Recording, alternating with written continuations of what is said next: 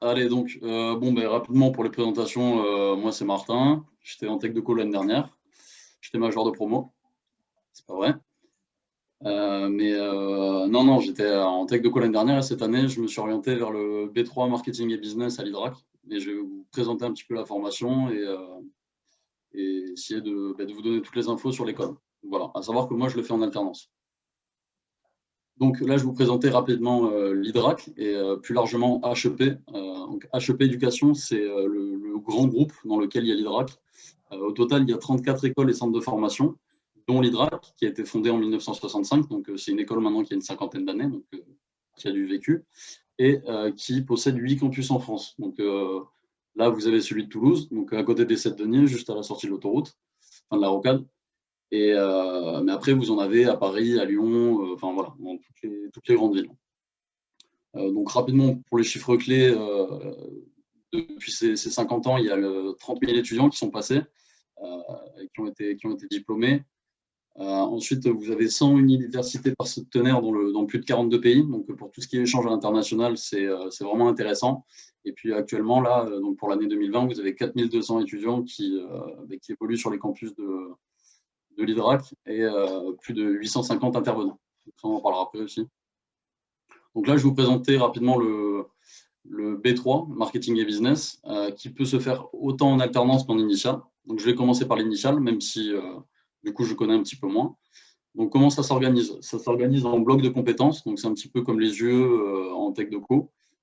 Donc il y a décliner, mettre en œuvre la stratégie commerciale, décliner, mettre en œuvre la stratégie marketing, c'est tout ce genre de choses, ça reste quand même la suite logique de tech de co. Vous allez revoir plein de matières, mais de manière beaucoup plus poussée.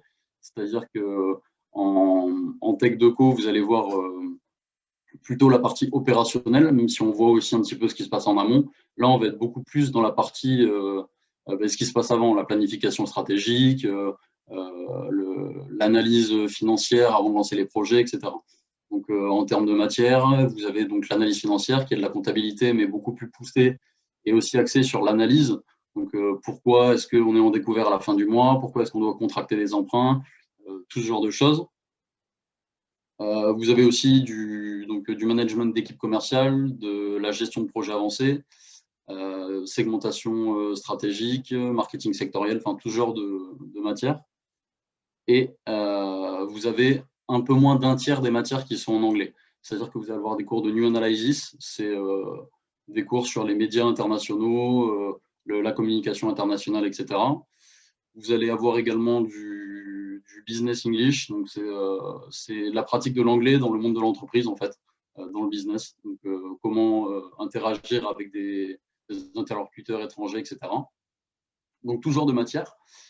C'est un diplôme donc, qui se fait en un an et qui vous octroie un bachelor et qui représente 60 crédits ECTS, donc les crédits européens, à savoir que c'est le nombre de crédits qu'on obtient chaque année. Vous, en tech de co, sur les 2 ans, vous allez obtenir 120 crédits.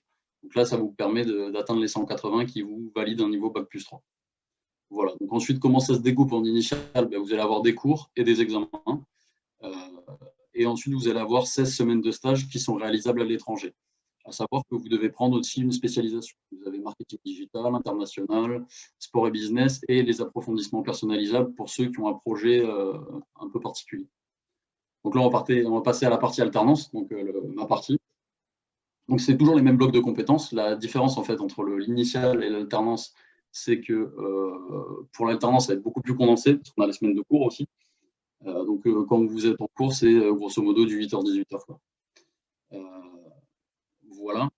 Ensuite, donc, toujours les mêmes blocs de compétences, toujours 60 crédits ECTS, mais par contre, ce qui va changer, c'est la répartition, c'est-à-dire que vous allez alterner. Donc, c'est une semaine en cours, 2 semaines en entreprise, et vous allez avoir toujours les examens.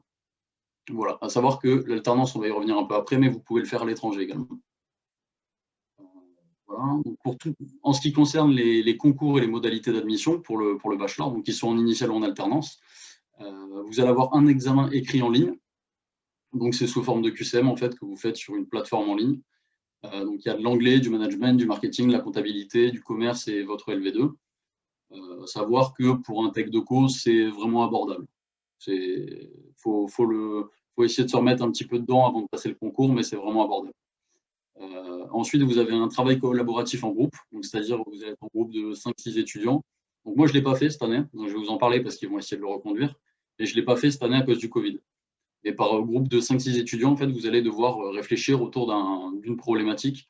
Donc ça ressemble un peu à ce qu'on fait en tech doco avec la NASA, ou alors vous êtes bloqué sur une île déserte, vous devez amener 10 objets. En fait, c'est juste pour permettre au jury de voir comment vous évoluez en groupe, si vous prenez le leadership, si vous avez capacité à vous adapter aux autres, etc. Ensuite, le plus important, c'est l'entretien de 30 minutes, donc, avec un jury qui est composé de 2 professeurs, où vous devez en fait discuter avec le jury. Vous avez une présentation de 5 minutes, dont 2 en anglais, donc pour vous présenter votre projet, d'où vous venez, etc. Mais ça, c'est vraiment très important parce que l'IDRAC, au-delà de gens qui ont des bonnes notes, etc., ils recherchent surtout des profils, donc c'est-à-dire des gens qui sont motivés, euh, forcément qui ont quand même un bon niveau de cours, mais c'est accessible. Mais ils cherchent vraiment des gens qui sont motivés, qui ont un projet et qui veulent se donner. Voilà, donc ça, c'est très important, la partie entretien. Ensuite, pour la partie alternance, forcément, il faut trouver une entreprise. Donc, pas forcément avant de passer le concours, ni juste après. Là, avec le Covid, ils ont accordé des délais pour trouver l'entreprise jusqu'à fin février. Et puis en plus, il y a les aides de l'État, le plan jeune qui permet d'avoir 8 000 €, donc ça débloque un peu les choses. Donc sinon, en initial, la formation elle est à 8 600 € l'année, donc le prix d'une école de commerce. Et en alternance, c'est financé par l'entreprise. Donc c'est un des avantages d'être en entreprise. Donc après le bachelor, vous avez plusieurs possibilités. Soit vous pouvez rentrer directement dans le monde du travail. Donc là, par exemple, c'était la promo 2018, si je ne dis pas de bêtises. Vous voyez qu'il y en a 21% qui ont créé une boîte, donc c'est vraiment pas mal. Parce que déjà, vous êtes accompagné, vous avez un incubateur aussi à l'école, etc. Ça fait partie des plus. Vous en avez 37% qui ont des métiers de commerciaux ou dans la vente directe, 22% en marketing, 10% en achat, et après, vous avez quelques-uns qui partent en RH, communication, compta, mais qui ne sont pas vraiment la cible du bachelor. Voilà, à savoir que tous les postes là, c'est des postes ça on va le voir après, mais c'est des postes de cadre. C'est voilà, des postes déjà bien rémunérés déjà à l'année de sortie. Et ça vous permet de viser des métiers comme business developer, chargé d'affaires, chargé web marketing, commercial, sales manager et tout ce genre de postes. Moi, je parlerai un petit peu de mon projet, si ça vous intéresse à la fin de la présentation. Donc ensuite, vous avez aussi la possibilité, si vous ne voulez pas intégrer directement le monde du travail, de continuer vos études. Donc soit par le programme Grandes Écoles, qui est aussi proposé par l'IDRAC à Lyon, soit en MBA, donc on va voir ce que c'est après. Et là, l'IDRAC en propose 2, et vous avez possibilité aussi de les faire ailleurs. Voilà. Donc là, on va y venir, les MBA, Master of Business Administration, c'est l'accent. Donc il y en a 2. La majeure différence entre les 2, c'est qu'il y en a un qui va être réalisable en alternance et l'autre non, parce qu'il se fait essentiellement à l'étranger. Et ça, c'est celui juste après, on y viendra. Donc le MBA Strategy et Business Innovation, c'est un MBA donc pareil qui fonctionne par bloc de compétences. Donc, là, vous avez tout le détail, je ne vais pas détailler avec vous. De toute façon, je vous enverrai la documentation. Donc, il ne fonctionne plus par contre avec des notes. C'est-à-dire que vous n'êtes plus noté, c'est plus comme en B3 des examens qui vous permettent de valider des crédits. Là, ça va être des acquis qu'il va falloir valider. Donc, au lieu d'avoir 10 sur 20, vous aurez moyennement acquis. Et après, ça peut ou non vous bloquer pour la validation de votre MBA. Voilà. Donc, après, les évaluations, ça se fait sous forme de cas pratiques, dossiers, jeux de rôle. Pour les alternants en entreprise, le suivi en entreprise, etc. Vous allez devoir choisir un des deux approfondissements, donc en M2 par contre, la seconde année. Donc soit ingénierie d'affaires, pardon, c'est tout ce qui est relations clients, fidélisation, négociation. C'est vraiment pour travailler en B2B ou en B2C, mais vraiment dans la relation client, etc. Ou en management, d'équipes qui travaillent dans ce secteur-là. Et ensuite, vous avez, est-ce que je peux bouger ce truc ? Et ensuite, vous avez stratégie de marque et marketing digital. Donc là, c'est tout ce qui va être orienté sur le Internet, le e-commerce, la communication digitale, etc. Ah oui, donc j'y viens. En plus donc, de la formation, vous avez pas mal d'activités transversales. Donc, comme en Tech Deco, vous avez fait les Créadventures, les trucs et les machins. Vous avez pas mal d'activités transversales. Par exemple, j'en ai pas parlé avant, mais pour le B3, là, la semaine de la rentrée, on a fait un business game. Donc, c'est un peu comme Créadventure, mais enfin, je sais pas si vous l'avez fait encore, Créadventure, mais quand j'ai appris qu'on faisait un business game, clairement, je me suis dit, bon, ça va être un Créadventure, ça va me saouler encore, sans forcément casser du sucre sur le dos du business game, mais je me suis dit que ça va me faire chier et tout. Et au final, c'est vraiment hyper intéressant, c'est vachement plus poussé, il n'y a pas de contraintes d'entreprise éco-responsable, etc. C'est vraiment poussé, vous êtes en compétition avec toute la promo, et c'est vachement intéressant. Et donc, dans les MBA, c'est encore plus poussé. Vous allez avoir, par exemple, le challenge Help, qui est un challenge où en fait, vous devez reprendre une entreprise en difficulté, donc qui est confrontée à une crise, donc ça peut être une crise financière, une crise de fournisseurs ou de quoi que ce soit, et vous devez redresser la situation. Donc, c'est en groupe, c'est pareil. Il y a beaucoup de travaux de groupe, que ce soit en B3 ou en MBA. Ou alors, par exemple, l'activité The Opus, où en fait, c'est une simulation de management d'une PME ou d'une ETI. Voilà, vous avez pas mal de choses en plus qui vous permettent vraiment de vous faire une expérience. En ce qui concerne donc l'admission dans ce MBA, si vous avez été étudiant en B3 à l'IDRAC, c'est sur dossier interne en fait. C'est-à-dire qu'ils vont regarder vos notes, votre comportement, etc. Et si ça ne pose pas de souci, vous pouvez passer directement en MBA sans avoir à repasser quoi que ce soit. Si par exemple le B3 ne vous intéresse pas pour l'instant, mais que les MBA vous intéressent, vous pouvez venir postuler donc, pour le MBA à la fin de votre bac plus 3. Et donc là, par contre, ce sera un entretien oral, comme en l'intégration pour le B3. Il n'y aura pas d'écrit ou quoi que ce soit, ce sera que de l'oral. Voilà, donc ça vous permet de certifier un niveau professionnel de niveau 7. Donc l'appellation, c'est manager de la stratégie commerciale et marketing. Qui est reconnu par l'État. D'ailleurs, ça, j'en ai pas parlé, mais que ce soit les bachelors ou les MBA, c'est des diplômes visés par l'État. C'est-à-dire qui sont reconnus par l'État. C'est pas compliqué. Sur Toulouse, vous en avez que 2. Vous avez TBS et l'IDRAC. Voilà, pour les bachelors en tout cas. Donc, il y a 87% de réussite sur ce MBA, donc ce qui est très bien. Et vous pouvez voir qu'après, donc ça, c'était sur les promos de 2011 à 2016, vous avez donc 76%, si je n'ai pas de bêtises, 76% des étudiants qui ont fini, qui ont maintenant le statut de cadre ou dirigeant, c'est ce dont je vous parlais tout à l'heure. Donc, on accède déjà à la sortie à des postes à responsabilité élevée. Vous avez 99% d'insertion professionnelle, donc, qui est excellent. Et vous avez une moyenne la première année, enfin pour le premier emploi, de 36 000 € par an. Donc, ça fait à peu près 3 000 € par mois. Voilà, et donc ça vous permet, donc, ce MBA, d'accéder à des postes ingénieur d'affaires, responsable marketing digital, voilà, ce genre de choses. Là, on va passer au second, donc le MBA International Project Management, qui est vachement plus orienté à l'international. Donc, pareil, bloc de compétences, évaluation par acquis. Par contre, pour la validation de ce MBA, il faudra un TOEIC à 800 points. Voilà, donc il y a des sessions qui sont organisées par l'école. Il faudra un TOEIC à 800 points.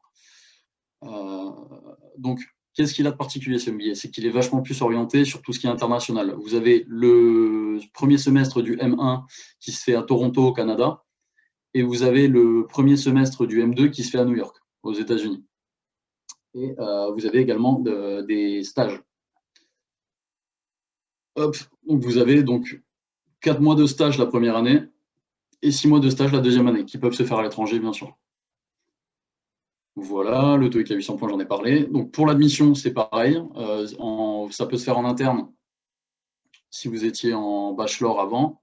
Sinon, il faudra passer un entretien oral. Et il y aura une autre condition d'accès, ce sera un TOEIC à 785 points. Donc 785 points pour rentrer et 800 points pour valider. Donc si vous rentrez avec 800 points, déjà, le TOEIC c'est fait, vous n'avez pas besoin de le repasser. Donc voilà, ça vous permet toujours d'obtenir une certification professionnelle de niveau 7, manager de projets nationaux et internationaux des organisations. Et grosso modo, c'est les mêmes insertions, même pourcentage de statut cadre et dirigeant, même salaire moyen. Par contre, les métiers vont vraiment changer. Ça va être tout ce qui est international, en fait. Area Sales Manager, International Project Manager, voilà, ce genre de métier.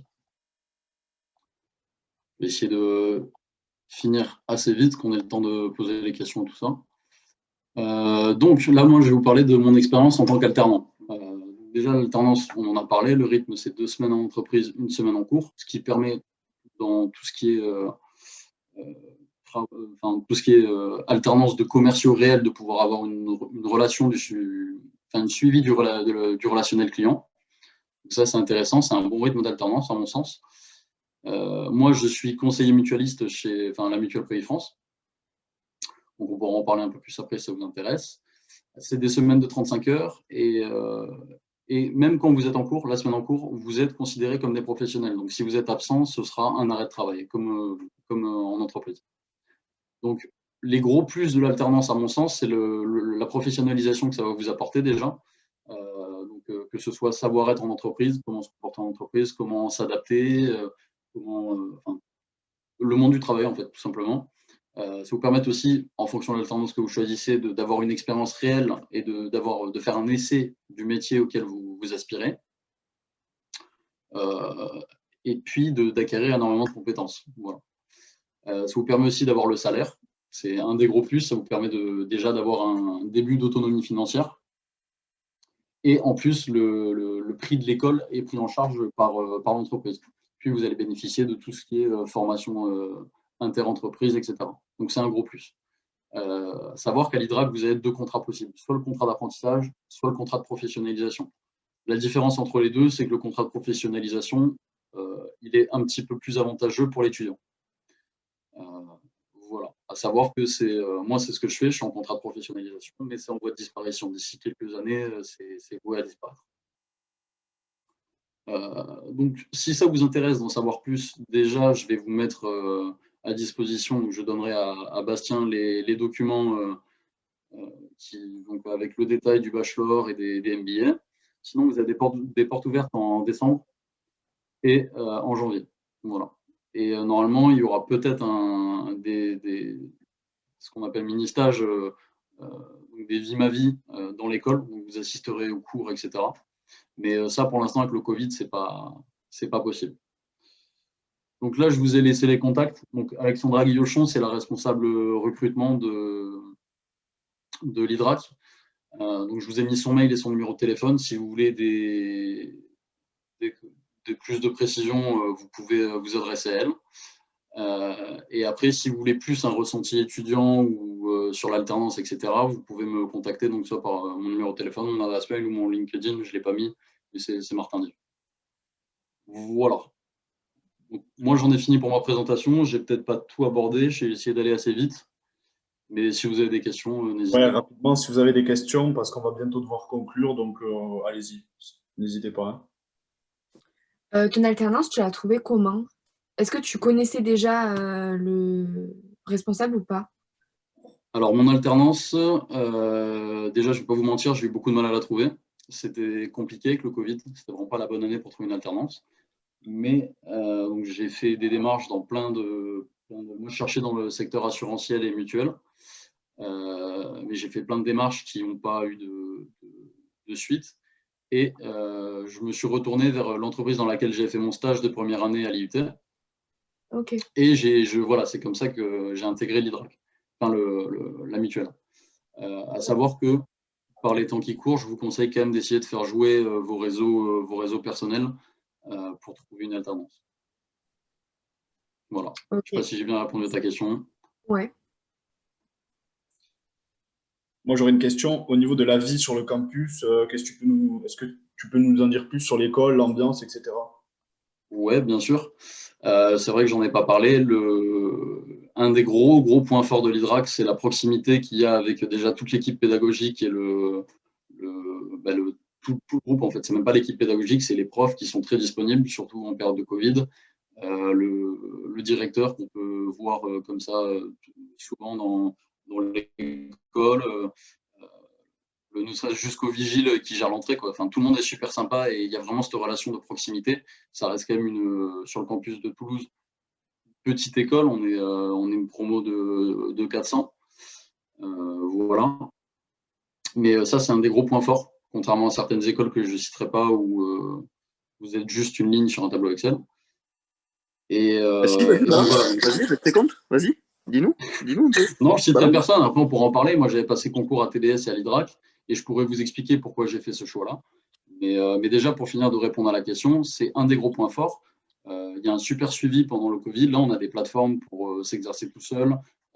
Les profs sont hyper disponibles. Les visions sont de qualité. On a vraiment Déjà, on n'a pas de profs, c'est que des intervenants. C'est-à-dire que c'est des gens qui gèrent des entreprises ou qui font du consulting, donc qui ont vraiment une expérience professionnelle et pas juste théorique. Et, qu'il est cool. Et voilà. Donc sinon, voilà. Et entre étudiants, non, ça se passe très bien aussi. C'est une école de commerce. Donc non, il y a un B2, il y a tout ça. Après, à savoir qu'en alternance, nous, on n'a pas trop, on peut pas trop goûter à tout ça, quoi, parce que c'est déjà assez intense. Ok. Après, c'est 11h30, donc si jamais il y a d'autres questions, ben, vous pourrez contacter Martin ou même poser des questions sous les vidéos YouTube. On y répondra avec grand plaisir.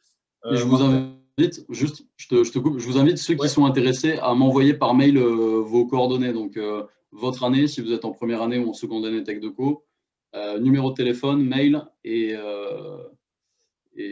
c'est tout. Voilà. Comme ça, vous pourrez recevoir la documentation si vous voulez plus d'infos, être recontacté, etc.